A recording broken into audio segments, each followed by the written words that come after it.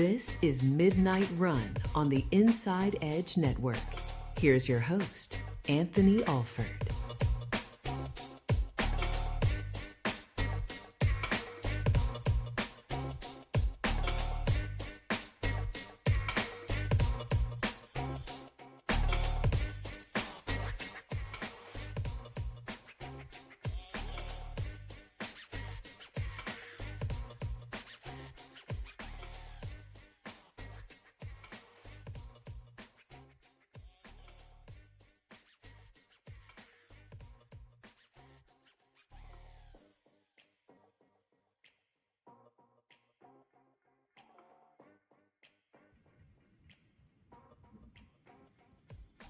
Man, so how about this? The feed starts, the intro is playing, and my internet freezes. How about it? I had to go back there and get started. Well, welcome. It is 12:03. Welcome to Midnight Run. You want to know who's unhinged? My internet. That's unhinged. That right there. I'm not even joking. Pre-show, everything's fine. We're good to go. We're getting ourselves ready. Myself and Eli, we're getting ready to go. And then he hits go live, right? And my screen freezes. I'm like, you got to be kidding me. But we made it. We're here. We're rocking and rolling, ready to go here with you until 1. Got a lot to get to. We got Unpack Wednesday. I have an apology that I have to make later in the show. We're going to also talk a little bit about Kirk Cousins. That's one of the other guys that's available, right? Potential stopgap quarterback for the Cleveland Browns. We'll talk about him. Keep 3, cut 9. Heard Inside Edge Primetime talk a little bit about that. So we got some events. We'll see which one you can keep. Logan Paul offering up fights and speeding tickets. Myles Garrett back in the news. I want to start with Lou Holtz. Lou Holtz passed away earlier today. Well, March 4th, yesterday. At the age of 89, he had been in hospice care for the past few weeks, about a month or so. He's been in hospice. So, rest in peace, Lou Holtz. Of course, he's made multiple stops at various schools, of course. Just pulling it up here. Started all the way back in 1960 as an assistant at Iowa. He was at William & Mary. He was at UConn, assistant at South Carolina, assistant at Ohio State, which you probably couldn't believe, but an assistant back in 1968. Then he got his first head coaching job at William & Mary in 1969. Various different stops, but we all know him as the legendary head football coach at Notre Dame. Where it's hard to believe that he was only at Notre Dame for 11 seasons, but the impact that he had at Notre Dame, immeasurable. And his love for Notre Dame, even if you hated Notre Dame, and he didn't care if you liked or loved or hated Notre Dame. He was sticking the flag down for Notre Dame, no matter what, he was supporting Notre Dame. And listen, we're going to play Lou Holtz 02 here in 2 seconds here. And listen, I know it's 2026. Certain things that are said are going to be politically incorrect. Lou Holtz spoke in the spirit of competition. Lou Holtz is still trash talking other greats now, defending Notre Dame now at his internal home. He's defending Notre Dame and telling Woody Hayes and others that their school is trash and Notre Dame's the best. So he encourages this kind of trash. So this would make him great. Let's take you back. Again, this is Lou, in our system, Lou Holtz 02. Lou Holtz previewing trash-talking Ohio State before their big matchup back in 2023. And then, of course, the memorable Ryan Day response. This is courtesy of ESPN and NBC for both of these clips. Take a look. Notre Dame is a better football team than Ohio State. And you look at Coach Day, and everybody that beats him does so because they're more physical than Ohio State. And I think Notre Dame will take that same approach. You take this message to Ohio State. You tell them they better bring their lunch because it's going to be a full damn day's work. Notre Dame wins by 10. By 10. Wow. Like, I'd like to know where Lou Holtz is right now. What he said about our team, I cannot believe. This is a tough team right here.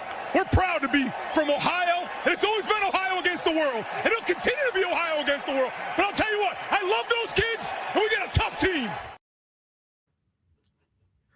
First of all, career promo for Ryan Day. Career promo from Ohio State head coach Ryan Day. But I think it's funny to play that clip right now because Lou Holtz, that's the spirit of competition. We've been talking about this, I think, ever since we started Midnight Run. Where's the rivalries? Where's the heated competition? Where's the trash talking? If you talked about Notre Dame, Lou Holtz is bringing it to you. If you're talking bad about Notre Dame, Lou Holtz, it didn't matter if he was 40 or 80 or 90 or 89. It didn't matter. Lou Holtz is bringing it to you. And even at that clip there, that's what he did. So I love that clip. I love the trash talking. And yes, as a Buckeye fan, you see the Cleveland gear. So, obviously I'm a Cleveland sports guy, Ohio State guy. Yeah, Lou Holtz was the heel. Yeah. What are we doing? Lou Holtz not only didn't care, but he loved it. He embraced being the bad guy against any anti-Notre Dame fan, any anti-Notre Dame person. That was the spirit of Lou Holtz. And I think a lot of that team spirit, a lot of, not to be corny, but the school spirit, a lot of that is missing in today's sports. Especially at the college and pro levels, in the days of NIL where it's just who's going to provide a bigger paycheck. In the days of pro sports where free agency, like, I don't mean to take a shot at James Harden, he's just the one who said it, where loyalty is no longer a thing, right? Lou Holtz is Notre Dame football. Lou Holtz is Notre Dame, whether we liked it or not. And that's what made him great. Now, I will admit, I am 34 years old, a proud millennial. So during the days where he was coaching at Notre Dame, I was a little toddler, a little baby. In fact, when he won the national championship in 1988, your boy was 4 years away from being born. So I didn't see it other than, the highlight tapes and stuff. Real quick, Lou Holtz, 249 wins. As a college head coach, 249 wins, 132 losses, 7 ties, and a winning bowl record as well, plus a ton of awards. In my eyes, on top of everything he accomplished as a coach, on top of being the biggest Notre Dame homer ever, and this is a big loss for the Notre Dame community, he was a television legend. What some of you may not realize is those who are probably younger than Eli, you may not realize this. There was a time from like the mid-2000s to the mid-2010s where the best show, one of the best shows on ESPN, aired at 1 o'clock in the morning on Saturday nights. And it was college football final. Reese Davis, Lou Holtz, and the real Ohio State hater, Mark May. Listen, I know we played that clip a few moments ago of Lou Holtz talking smack about Ryan Day and the Buckeyes, got to bring their lunch and stuff like that. There was no bigger Ohio State Buckeye hater than Mark May. And if you watch college football final from the mid-2000s to the 2010s, through the 2010s, you know that.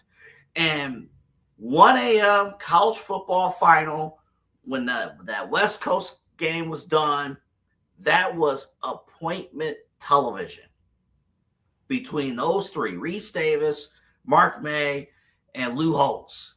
And they used to do classic segments. I remember they ended the show every week with the helmet stickers, and it was loved it. It was a great way to cap off a Saturday at 1:58 in the morning. Those helmet stickers, it was great. But what made this show, what made Lou Holtz, Notre Dame head football coach, esteemed ESPN analyst, broadcast, what made him special was that he had fun on television. He enjoyed himself on TV. And at that unhinged hour, I know we talk about this show, but that unhinged hour, 1 o'clock in the morning on a Saturday, when you're stumbling inside, probably drunk as you know what, and you just flip on ESPN, and there's just images on ESPN. You got these guys going at it. And Eli, if you got it ready, Lou Holtz 01, you got crazy segments like this, courtesy of ESPN. Same guy wore the leprechaun uniform, I might add, because of some idiot comment he made. Okay, I'd like that stricken from the record. That's 2 times you've referred to your esteemed co-counselor as an idiot, or not really co-counselor, counselor. I know you do, but he also took a little subtle jab, Moby Dick and a minnow at your last championship. I will strike that from the record as well. Counselor Holtz, I am really persuaded in your favor that Notre Dame has a tremendous football team and appears to be a team of destiny, and it looks as if the Irish certainly are on their way to trying to end the SEC streak at 6 in a row. But then I start looking at the other side of the coin, and I start thinking about the way Alabama has big game experience and so much talent on defense and an emerging running game that nobody's been able to stop. And you graduated from Alabama. But the most important, that should be stricken from the record too. And I'd also say I resent the fact that you say that his honor is not anything but fair. So I'd have to say that we've got more than a month to hash this out. So I'm going to take it under advisement, issue a continuance, and what? I'm retiring to Chambers. No, boy. Chambers, no. I've got on my robe. Last weekend of the season. You can't do this. I've got on my robe, and I'm retiring to Chambers. You have to make a decision. That's what you're there for. You can't do a continuance. No. It's the last weekend of the season. This is the last regular weekend of the season. Bailiffs, get him out of here. I tell you why. You're lucky he didn't make a decision, because if he did, it would have been for Notre Dame. He should doesn't want to go against his alma mater, and that's why he's not making one. He doesn't want to lie, and he doesn't want to go against Notre Dame. It's so obvious. Why can't you say, I know, you look good in a leprechaun uniform, Mark. That'll never, ever happen again, Counselor Holtz. Ever. Man, that's courtesy of ESPN. If you appreciate, you could be great on the football field as a coach, and you don't get a television job more than likely if you're not great on the field or a great coach, anything like that. But you have a rare opportunity when you do take those jobs to have a large impact on television viewing. And Lou Holtz, I hate to admit this too, even though he hated on Ohio State for forever, Mark May and Reese Davis did that. And, man, it's just – and sometimes we take those segments and those shows for granted, but that they came along right when social media was getting popular. So you're hearing Lou Holtz go crazy. And that made it fun. That made it exciting. I watch, like, there's an entire generation, multiple generations now, who have never seen Charles Barkley play basketball.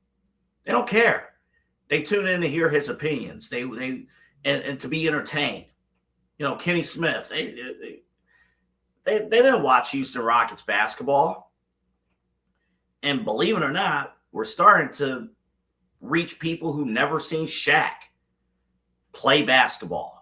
We're getting to that point. So to have that kind of impact on television is just huge. It's just huge. So rest in peace, Lou Holtz, all-time GOAT, all-time Notre Dame, Fighting Irish. That's that guy. Incredible career, coaching, and also on television as well, and a complete ambassador of Notre Dame. All right, coming up in a little bit, we got Unpack Wednesdays. So I got to quickly address Myles Garrett. Myles Garrett, his 9th speeding ticket. And, you know, it's I hate to do this because I'm gonna go all Rob Ruzicki on you because and I'm not proud to do that. Believe me, I am not proud to go this route, but it might have to happen. And first off, I'm just gonna say this. I just have questions. Don't you get points after each speeding ticket? Don't you lose your license after a certain number of points? I believe, 12 points? Your license is suspended? This is his 9th speeding ticket. Now, I'm not going to go up here. Listen, I'm not going to go up here and say I drive better than Myles Garrett because, knock on wood, something may happen in my future that would debunk that. So I will not do that. I'm not going to do that. This is pretty serious. Driving at those speeds, I think he was clocked at 94 miles per hour? 94. Thank you, Eli. 94 miles per hour. He's going to kill somebody or kill himself. And I'm not going to be a Debbie Downer or anything like that. I don't mean to be, but the dude's going to kill somebody speeding like that. It all it takes at that high speed is one wrong turn or an innocent person driving next to him not being aware of Myles' next move, and that causes a major accident and somebody's killed. Somebody loses a loved one. I get it. Listen, I get it. If you're in the fast lane, don't drive 40 miles per hour in the fast lane. I get that. But believe me, I get that, right? But there's a certain level of decorum, right? Look, listen, I get it. I mean, listen, he's not getting those tickets in Willoughby Hills for driving 2 miles per hour above the speed limit. More on that at 11. But in this case, this is reckless. And did he not learn anything from what happened to him, unfortunately, a few years ago when he flipped his own vehicle? We was inside, we could have lost him then if something wrong would have took place. So I just hope for the sake of all involved, because, we see maniacs all the time. My one fear of the summer, because this happened, and granted, this incident happened in February. This is his 9th speeding ticket. Myles Garrett gets a speeding ticket every winter, spring, summer, and fall. If I didn't know any better, I think I just referenced a Gerald Levert song. Winter, spring, summer, fall. All seasons, Myles Garrett's getting a ticket. A speeding ticket. My one fear, it happens every summer when it gets warm. We're getting close to my favorite season, such season. We're getting close. When the weather picks up, everyone comes out to play. You're going to have faster drivers on the road. It's going to be like, I remember vividly coming home from working an iHeart shift at like 11 o'clock or midnight on a night after the Guardians played. And 480 might as well be a racetrack. Like the Valley View Bridge might as well be part of the NASCAR race circuit because of how fast people are recklessly driving on the road. One wrong turn, that's that. So, yeah, I think it's time. I mean, this goes beyond the football stuff. He's going to do what he does on the football field, cool. And by all accounts, we've heard Myles Garrett, a good guy, right? It's time to take the keys away from Myles Garrett. First off, you're a professional football player. I get it.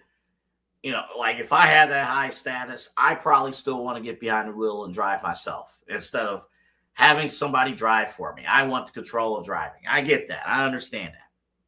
But you have proven time and time again that you're not responsible enough to be out there on the road. And driving that fast, we're not even talking questionable levels. We're talking reckless driving. He only is still allowed to drive because he's Myles Garrett. If it was me, I would have lost my license would have been suspended after the first or second speeding ticket. His ninth, and he's still allowed to drive in our streets here in Northeast Ohio. If you don't take the keys away from this guy, we're talking 9. Cats have 9 lives. You don't take the keys away from this guy, I fear what could happen. Let's move on. When we come back, Unpack Wednesdays is up next. We got a loaded one. We got some video to play for you with Logan Paul. Keep 3, cut 9. We got that for you. And Kirk Cousins, we'll talk about him. And I have an apology. Sometimes I have a take, and after I sit down, I realize I was wrong. I have to apologize for a take I had on yesterday's show. We'll talk about that in just a moment. Plus, our workout of the week. We'll have that for you as we close out this week of Midnight Run. AlleyRoseFragrances.com. You want to start your weekend. I know it's Wednesday, but it's March 5th. You got to get the weekend going with AlleyRoseFragrances.com. Phenomenal smelling candles. The burn time compared to the competition. When you get these candles, they're going to last a lot longer than the competition because my friend Allison, who is the owner for over a year now of Alley Rose Fragrances, just celebrated the 1-year anniversary of creating the company. She uses natural ingredients. These are all handcrafted candles. So whether you have the frosted berry candle, which I enjoyed for a while, or you got the snickerdoodle candle that it was almost here today. It'll be here tomorrow. It's going to be here tomorrow. The snickerdoodle candles or any other candles. AlleyRoseFragrances.com. Also, body mists. You can check those out as well. And remember, if you're a first-time customer, these are already affordable. Use that promo code InsideEdge20 at checkout. InsideEdge20.com. AlleyRoseFragrances.com. Our network sponsor here at the Inside Edge Network. I'm Anthony Alford. You call me Double A. Stay close. We're back. 2 and 2. Back after this.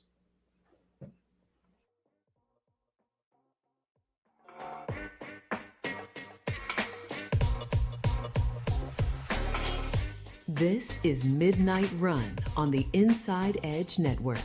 Here's your host, Anthony Alford.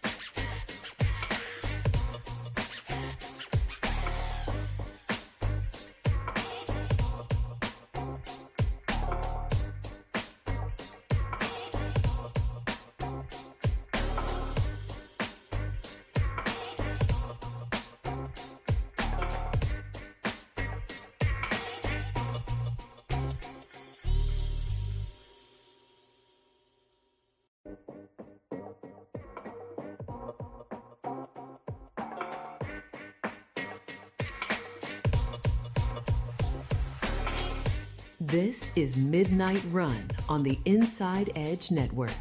Here's your host, Anthony Alford.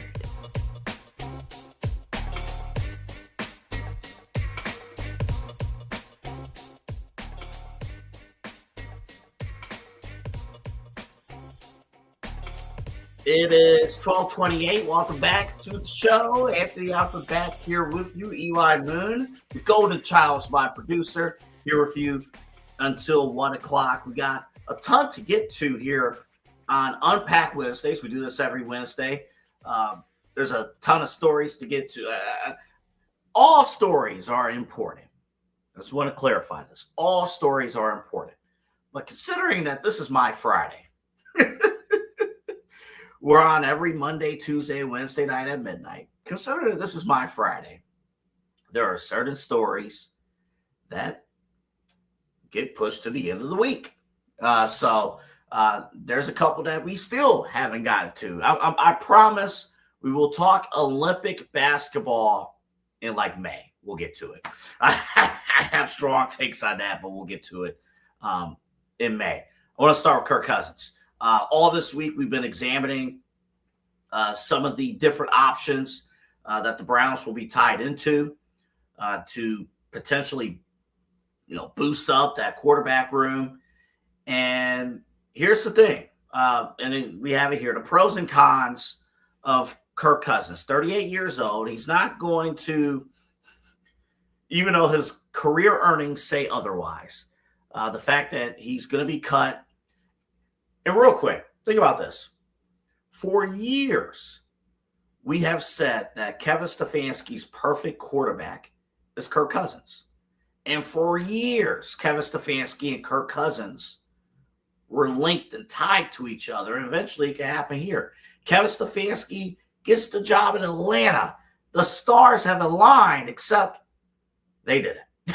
Kirk Cousins is going to be released, and he'll be in the open market, 38 years old. I think he'll have, again, considering that the draft class is weak with quarterbacks. We know Mendoza's going to the Raiders.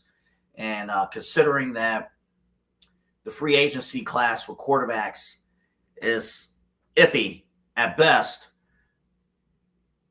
we'll kind of see where things align with guys like Kirk Cousins, who, again, 38 years old. He's not going to command nearly as much money as Malik Willis, definitely, and many others. I actually think Kyler Murray is going to make more money than Kirk Cousins. Not to say that Kyler Murray is a better player, but in terms of age, in terms of potential long-term future, or even a short-term, talking 2 to 3 year range or beyond, Kyler Murray brings that to you. Kirk Cousins does not. Now, what Kirk Cousins does bring you, he went, 5-3 in his final 8 games with the Atlanta Falcons. Believe it or not, the Atlanta Falcons, in a wacky, wonky NFC South, had something to do with how the NFC South went near the end of the season. Atlanta was playing better ball at the end of the season with Kirk Cousins. In fact, Kirk Cousins was the more healthy quarterback after dealing with injuries, a ton of injuries over time.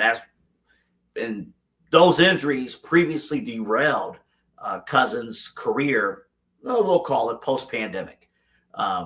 So Cousins has an opportunity for a fresh start. He would obviously be a stopgap quarterback if you brought him here in Cleveland.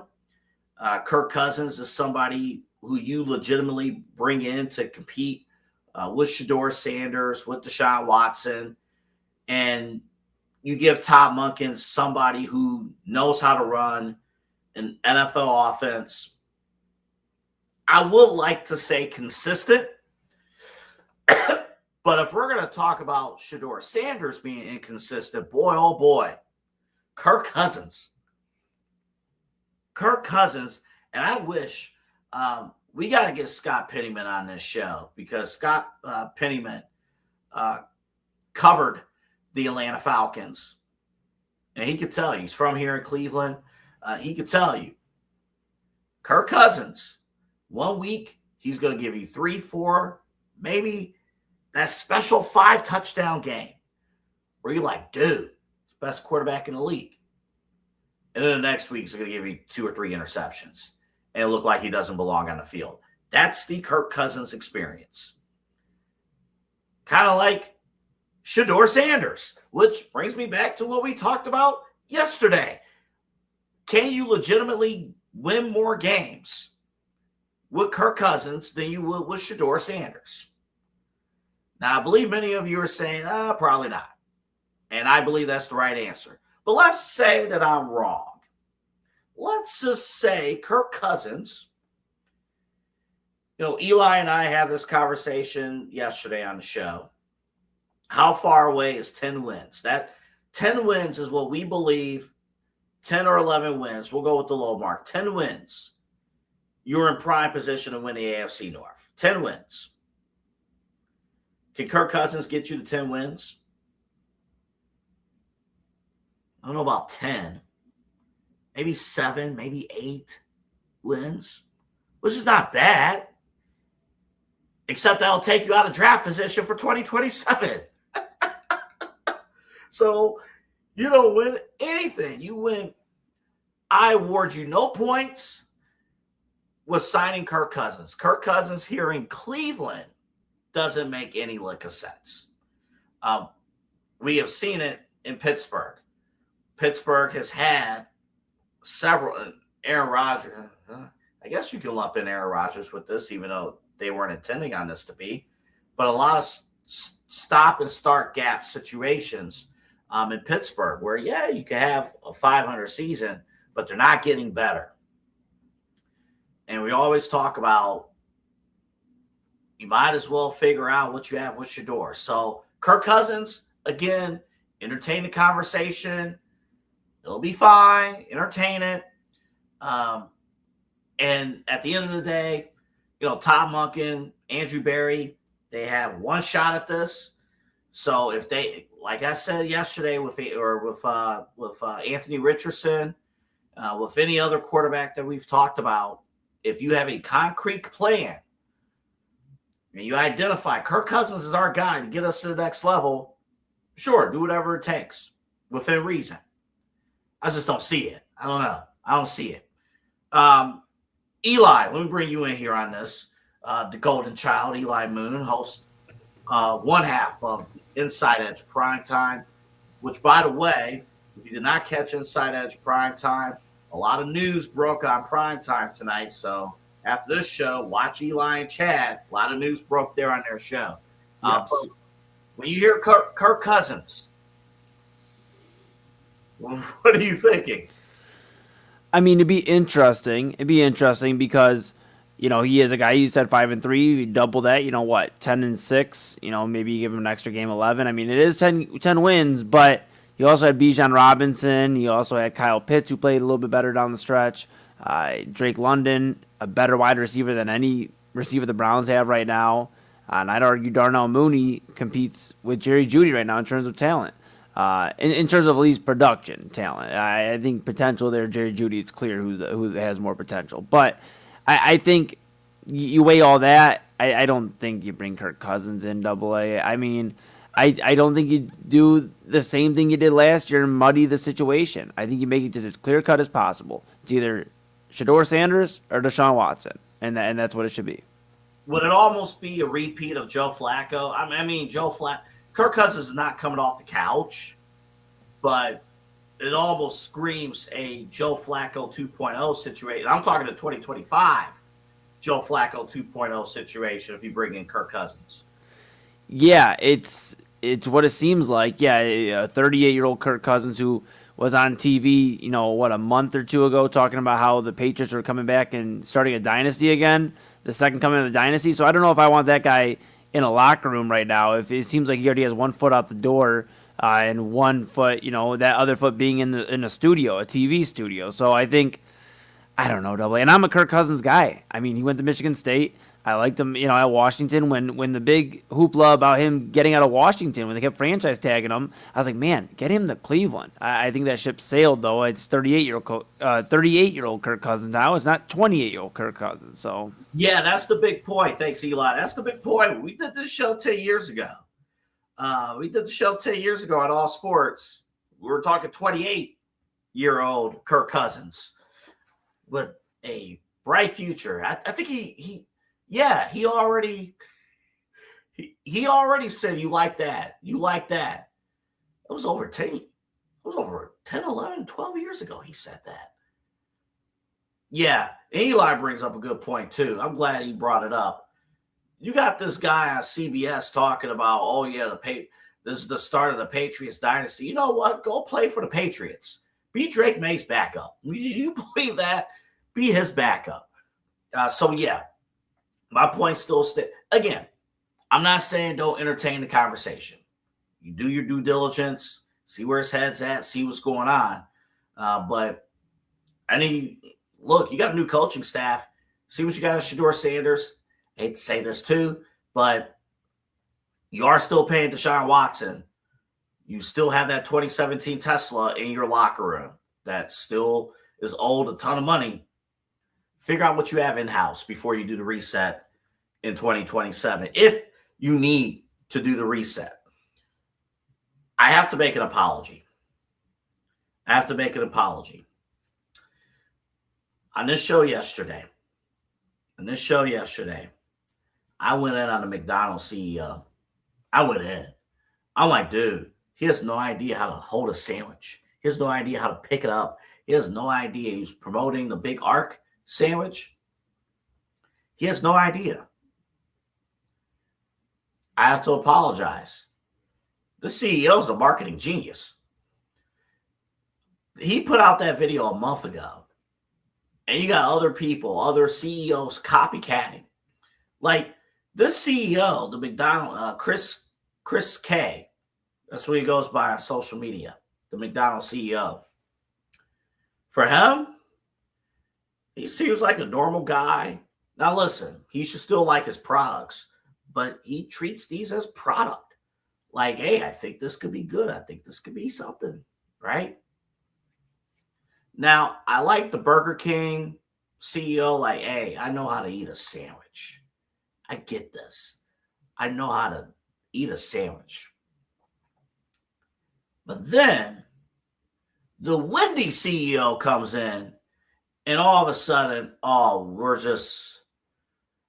it's just rich people showing us how to eat sandwiches. Take a look at this. So I don't even know if we'll play the whole thing here, but take a look at the Wendy's CEO attempting to eat his sandwich. Wendy's fresh, never frozen beef, our Applewood smoked bacon, our brand new bun, our square burger cooked on a flat grill. Amazing, absolutely wonderful. That's a burger. This is exactly the way a great hamburger should be. You got to top it off with the fries and Frosty. Excellent.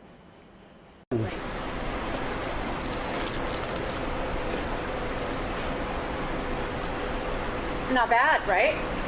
Only one thing missing, a napkin. Chris K here with, you've heard about it, here it is, the Big Arch. This is something that we have tested already.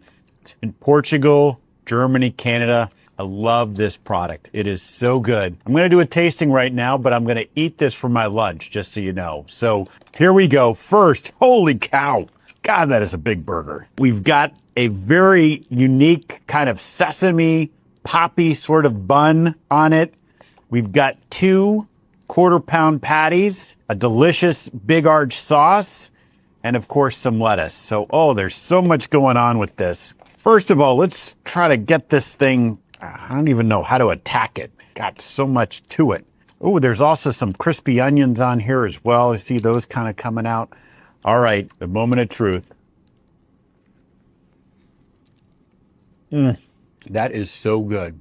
That's a big bite for a Big Arch. It's distinctively McDonald's. Only McDonald's could do this type of burger, but it also is unlike anything else on our menu. It's a delicious product. You know, you've got sort of the cheeses and the gooiness, but those crispy onions as well gives a nice texture. And of course, we've got the pickles. So I'm going to enjoy the rest of my lunch, but Big Arch, try it when you can get it.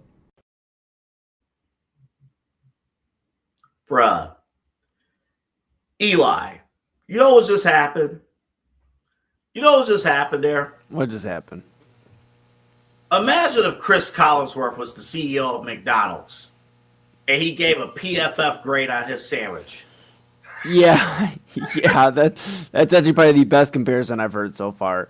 That might be the best comparison. Listen, it was such a tiny bite. It was a tiny bite, but it was like he understood the assignment. It was like he was thinking chess. The rest of us was thinking checkers. It's true. Props to Chris K, the McDonald's CEO. Props to him. He's like, I mean, this is a lot. This is good stuff. Meanwhile, the Wendy's CEO, you're going to take a breath before you eat your sandwich? You're going to take a break? You're going to... Listen, I once got slapped by my mom for eating a sandwich that fast. Like, that's what you need, some water. You need to chill. Like, and he didn't put any sauce on that sandwich either. I think it was just patties on the burger. Which I don't mind. Again, this is me. I don't like ketchup or mustard. So I get it. Yeah, that's a hot take. Yeah, that's an unhinged take at 12:44 at night. I do not like ketchup or mustard. All right? You will not attack me when we get to Guardian season for not trying stadium mustard. Ooh, you got to get your stadium mustard. Yeah, okay. Have that thing squirt all over the place. No, I'm good. No, none of that. I will show you my cheddar popcorn from B.A. Sweeties. It's gone. I ate it. It's all gone. I can't even show you the product. Like, here's a true testament to a real product. Something that's completely gone. I'm not digging through the trash to grab the bag, but the cheddar popcorn, amazing stuff. You get all sorts of phenomenal, great popcorns. And that's just a start. You get candies, traditional candies, classic candies, a ton of stuff if you're a sour lover. Now, I told Tom over at B.A. Sweeties that the sour is not for, I like more sweets, but they have a ton of collection. I know plenty of people. I think Kyle, my Side Hustle Wrestling Podcast co-host, he likes the sour candies.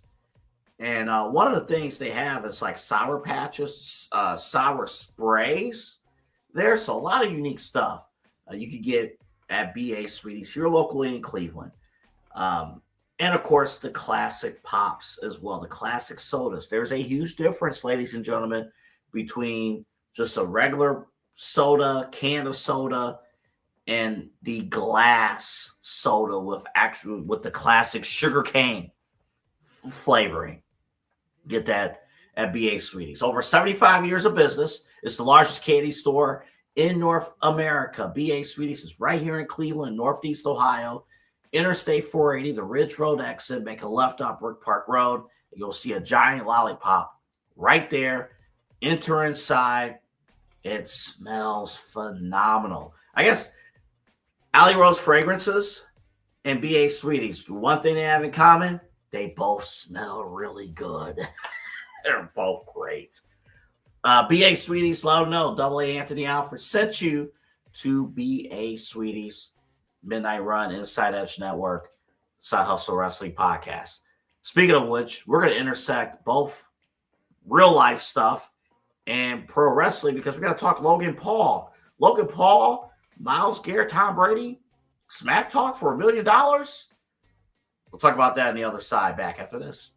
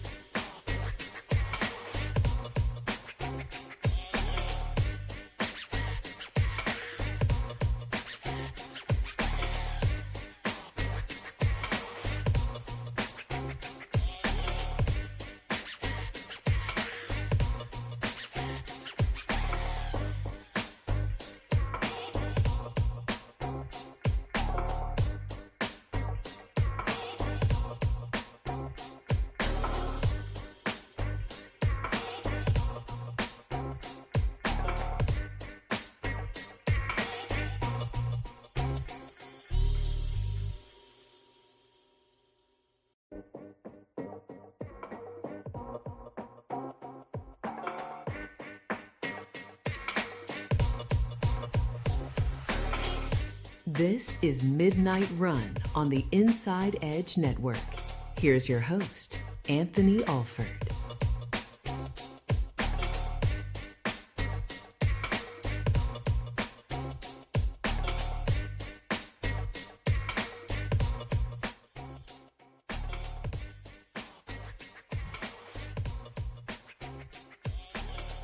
All right, so we're going to play this Logan Paul clip in just a moment.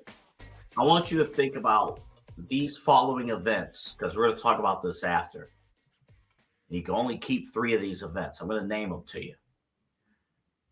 March Madness, the NBA playoffs, WNBA playoffs, Stanley Cup playoffs, college football playoff, NFL playoffs, MLB postseason, College World Series, Wimbledon, the World Cup, the Olympics, and the Masters.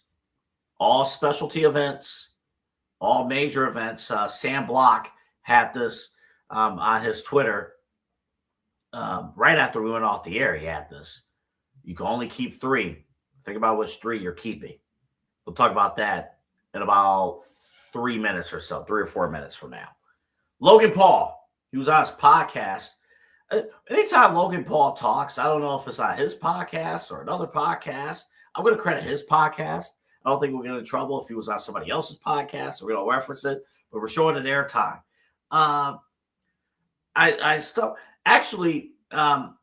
Eli, I need to bring you in on this. It was Eli and Chad who brought this to my attention. Set us up. What was going on here? Yeah, basically, so Chad brought this to my attention, that basically Logan Paul, the Tom Brady clip that, Tom Brady saying that WWE, wrestlers that, they really just aren't the same as like football players or, other athletes. And I'm paraphrasing Tom Brady, and then you have Logan Paul now, I guess, calling out NFL players for a potential fight. I'm probably doing a real bad job, but Let's take a look, courtesy of the Logan Paul podcast. I wouldn't be surprised if I throw hands with Tom Brady on the field in LA. Dude, Tom Brady does not want to throw hands. There's a clip of him out there, of him calling me a bitch. Logan Paul just say he's a bitch football? To Gronk of all people, who I beat up all of his brothers back to back. The Gronks lined up, and I beat them up back to back to back. And guess who didn't step in there? Mr. Gronk himself. And yet they're calling me a bitch. Don't do this. I do think it's cute. If any of the football players want to fight, we can see what happens. What football players would straight up beat his ass? Not a single one. Name one. Not a single one. Don't do all that, bro. I would put any amount of money that you could put. DK. Metcalf? Not a single football player could beat me in a boxing match. Myles Garrett. That is on God. Myles Garrett? I would throttle Myles Garrett. Myles Garrett. I will bet you why did we choose him? It could be any name, but any football player. Myles Garrett, Puka Nacua, Tom Brady, Gronk. I don't even know. Don't even try calling out Sam Darnold. Sam Darnold. No, don't do it, bro. Doesn't matter. $1 million. $1 million. You come to the gym, we put on boxing gloves, we see how it goes. Not a single one. Like, it's this. There's levels to this shit. Chad Ochocinco? Bro, stop. I will throw hands with any of you motherfuckers, bro. What about Antonio Brown? Stop. What happens when you take a football player and you wrestle them and then you ground and pound them? They're not going to know what to do.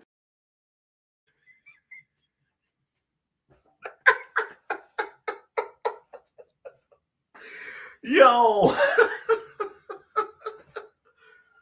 All right. Do we need to put the tail of the tape of Myles Garrett and Mason Rudolph? We want to go down that path. No holds barred. on a Thursday morning, we want to go down that path? Listen. I am going to say this. Tom Brady needs to be careful. Okay? He can't be calling anybody the B word. He can't be going around saying that WWE wrestling are full of clowns and stuff like that. He needs to be careful. Because you're going to find somebody who, like, go buddy. somebody's going to be a crazy person out there that's going to show Tom Brady otherwise. So he needs to be careful. He can't be doing that. One of those guys is going to want some smoke from Logan Paul. Now, Logan does bring up a good point. And this is where I actually will defer to Eli here, because Eli actually wrestled, not like pro wrestling, but actual wrestling back in his day. There is a difference, right, with ground and pound wrestling as opposed to, hey, I'm a football player. I don't mean to describe it like that, but a little bit of a difference in style, right, Eli? Yeah, a little bit difference there. Yeah, I mean, when I wrestled, all the way into even high school, the football players, and I played football, but, a lot of football players, especially linemen, would wrestle to get in shape or stay in shape for football season. And it's a different learning curve, for especially a lineman, a double leg takedown is a little different than a pancake block. So I just think there's a little bit different skill level, but Myles Garrett is still a freak of nature. I mean, so maybe be careful on who is saying any NFL player. I mean, that's yeah. Don't say any. No. Don't say any. And that's the difference. Linemen, even running backs, a lot of times they do wrestling. The receivers are playing basketball. They're hooping. And sometimes the tailbacks are hooping. But your linemen, they're the ones wrestling. And some of the, fullbacks, remember that position? Quiz a person under the age of 18. Ask them what a fullback does. Those are the differences. Tom Brady ain't wrestling. I guarantee you Tom Brady never wrestled a day in his life. Real or fake. He never did it. I'm sorry. Real or predetermined. He never did it. Never happened. All right, quickly, because we got to move here to end the show. I gave you 12 events. We didn't have time to screenshot it and put it on the screen. But think of all the major events. Postseason events. Not what's your favorite sports? But postseason events. Which one are you keeping? Which 3 are you keeping? The other 9, gotta go. That's that. So the 3 that I'm keeping, definitely March Madness. Definitely keeping March Madness. There ain't nothing like March Madness. Definitely keeping it. It's the greatest weekend of sports. From that Thursday to Sunday. I'm keeping the NBA playoffs. There's something, I know people dread why are the NBA playoffs so long? It starts in mid-April. It doesn't end till June. Are you kidding me? I get the calendar. But every single night, there are important basketball games with huge stakes. Every single night, there are huge stakes. And you're at least guaranteed 1, maybe 2, sometimes 3 competitive basketball games every single night from mid-April all the way to the finals. And it gets you through those spring nights. So the NBA playoffs, in my opinion, gets me ready for the summer. So definitely the NBA playoffs would be number 2. And then number 3 is really tough. 3 is really tough. If I was a bigger hockey fan, I would have definitely said the Stanley Cup playoffs. Hockey is just not on my radar, but I respect the Stanley Cup playoffs. A lot of other playoff systems and stuff I respect, special events. Of course, the Masters is fantastic. The Olympics, we just finished up the Olympics. That was awesome. That was fantastic. I would say the Major League Baseball postseason would be my 3rd. For me, the fact that every pitch could lead to something big time.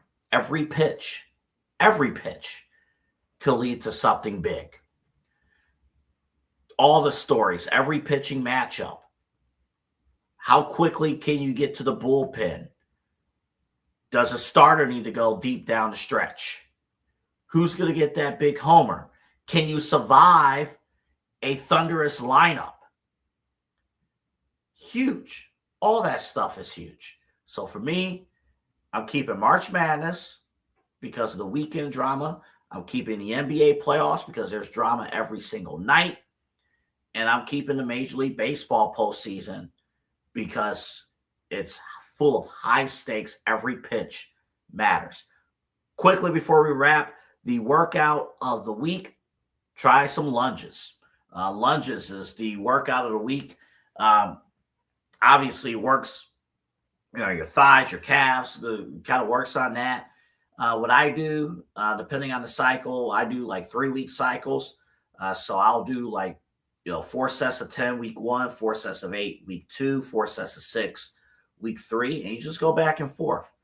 Forward lunges. I'm going to start incorporating backwards lunges and maybe some side lunges as well. So you do some lunges, and you really want to get your knees down a little bit. Don't rush through it. So lighter weight matters.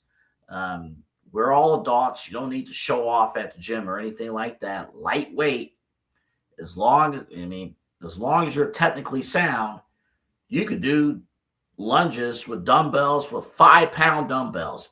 It doesn't matter. As long as you're getting the necessary form and you're getting your knees close to the floor, you'll be in good shape both ways. So give it a shot this weekend. The workout of the week on lunges. Give it a shot. See how it goes. All right, that's going to do it for me. For Eli Moon, for our entire Inside Edge Network crew, I'm AA Anthony Alford signing off. By the way, make sure you like and subscribe. You see the QR code. I'm going to actually point the opposite way because that's probably how it's shown. The QR code's over there. Subscribe to us on YouTube and check out our brand new website, InsideEdgeNetwork.com. You see all the latest updates from all of our shows, all of our programming here on the Inside Edge Network. I'll be back on the air Friday morning for the Side Hustle Wrestling Podcast. We'll go over the Elimination Chamber. We'll talk Cody and Drew. They're going to have a championship match on Friday and all the other stuff going on leading into WrestleMania. And we'll have a ton of We got a new show on Friday. If you didn't hear about it, watch Inside Edge Prime Time. They got details on that. All right. Have a great weekend, everybody. And we'll see you next time this upcoming Monday on Midnight Run.